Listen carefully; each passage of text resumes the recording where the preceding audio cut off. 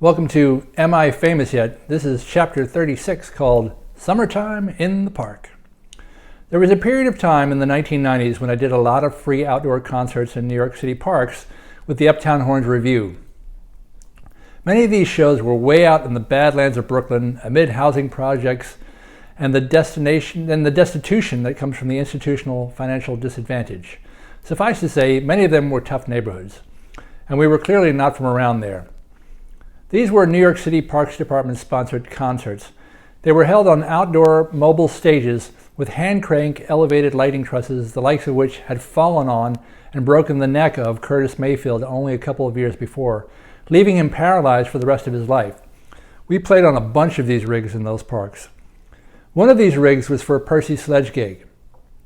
The stage was powered by a mobile diesel generator, since hot wiring a lamppost was out of the question for an officially sanctioned gig by the city of New York. It turned out we might have been better off with the hot wired rig.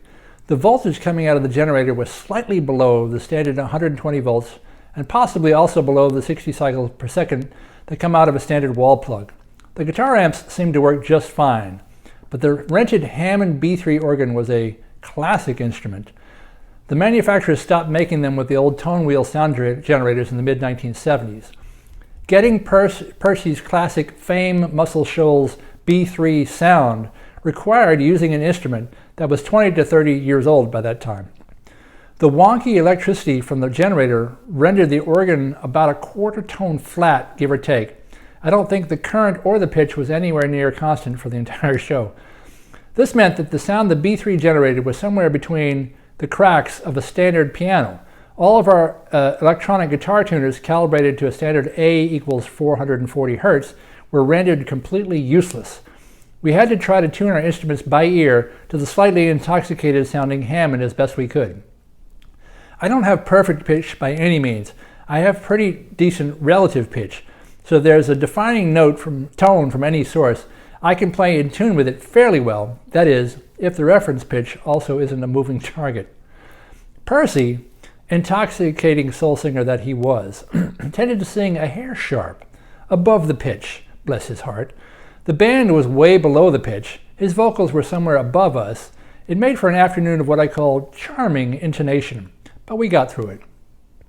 He would exit the stage at the end of an already long version of his huge hit, When a Man Loves a Woman. We would be playing the chord progression over and over again, including the loudest sustained horn parts. Percy took his time leaving the stage in the fine fashion of old show business, blowing kisses to the audience, shaking hands with the people in the front row, and taking extended bows. I loved Percy. I thought he was fantastic. Our trumpet player needed to put ice on his face after playing that song for that length of time. He learned through negative reinforcement, like a puppy being hit with a rolled up newspaper, that it was going to hurt. He didn't care for playing Percy's show at all. At another one of these outdoor concerts, I was playing a fretless bass in direct sunlight. The intonation of that instrument was changing by the minute during the show. A different trumpet player was giving me some pained looks that day, trying to stay in tune with me. I felt badly about it. It's hard to fight the sun, however. These shows in the parks found us backing Sam Moore from Sam and Dave, Martha Reeves and the Vandellas, Rufus Thomas, Carla Thomas, Eddie Floyd, Solomon Burke, and others. Thanks to my colleagues in the Uptown Horns, I made some professional connections that have continued for decades, like my long-term association with soul man Sam Moore. One of these shows nearly ended all future collaborations. We were hired to back up Chicago soul legend Gene Chandler, the Duke of Earl, on a double bill with Sam Moore. We had played with Sam before, but this was our first time with Mr. Chandler. Through some comedy of errors, we weren't provided with any sheet music or reference recording of Mr. Chandler's songs before the show. This wasn't an entirely unusual situation. With Martha Reeves, for instance, she would bring folios of charts for each player on the day of the show. You would then read the charts down at rehearsal and perform the show that evening. It made it difficult to prepare for gigs in advance, but it was a good test of your sight reading ability. I understand why she did this. Artists have to pay a lot of money to arrangers and copyists to write out their books. Many of them are reluctant to just give this work away to other musicians who might use their charts elsewhere. That day, Gene Chandler neither advanced us music, nor did he, as it turned out, bring anything with him to the gig for us to read. I have no idea how or why this happened, But there we were, with the obligation to provide an hour's worth of quality entertainment as a 9-piece band with nothing more than our collective experience to guide us. We had almost no specific knowledge of his songs, keys, or arrangements. We had to wing it. We knew his biggest hit, Duke of Earl, pretty well, since it was really famous and mostly just a standard doo-wop chord progression. But Mr. Chandler had a lot of great hits through the 60s and 70s, of which we knew little to nothing. I've played with Mr. Chandler again recently in a much more prepared setting. His song, Groovy Situation, has one of the most psychotic bass lines in recorded soul music history. Even when I was given the chart in advance that time and had to shed it, the song was a bit of a bear. Not having charts makes that song nearly impossible without even considering the horn arrangements. Back in the park, Mr. Chandler ended up dragging us through an improvised set of blues and really simple familiar R&B standards like Stand By Me to Fill the Time. He was quite off-book, as they say, but he got it done. One of his mechanisms to kill some time and to justify the looseness of the set was to explain to the audience that we, the band, hadn't prepared and didn't know his songs.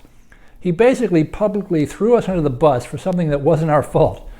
We were made the butt of his joke, which really wasn't very funny, but okay, haha, we'll roll with it for the sake of the show. We were clearly struggling musically anyway. This might all have been fine, except for one detail. Our drummer, Crusher Green, was from Brooklyn, where we were playing. He took the attempted joke as a personal insult and complete disrespect in front of his hometown crowd. Crusher was an intensely proud man. The insult was severe indeed. Crusher almost always had a fanny pack around his waist. He would keep his wallet and keys in there. The ritual I most often observed with the fanny pack occurred when he would sit down at the drum kit preparing to play. Finger by finger, he would remove all 10 ornate rings and place them in the fanny pack for safekeeping.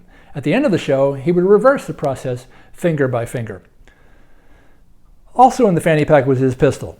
I wasn't present for the next few moments, but the scene has been recounted to me thusly.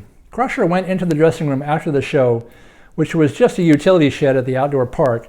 His pistol was no longer stored in the fanny pack, but in hand down by his side. He intended to right the wrong that was done to him publicly on stage. He told Sam Moore and his wife Joyce that they needed to exit the premises forthwith because he intended to shoot Mr. Chandler. I'm not exactly sure how the shuttle diplomacy was conducted. Apparently Crusher and Mr. Chandler were in separate rooms. I was told that Mr. Chandler wasn't initially intimidated by the impending threat since he bragged that he was from Chicago. Yet his better senses were prevailed upon when it was explained that Crusher was from Brooklyn and that he had a home field advantage. Eventually, diplomacy, cooler heads, and a waiting car service that provided a quick escape for Mr. Chandler carried the day. These two gentlemen never had a face-to-face confrontation, no shots were fired, and we would mercifully all live to play soul music another day.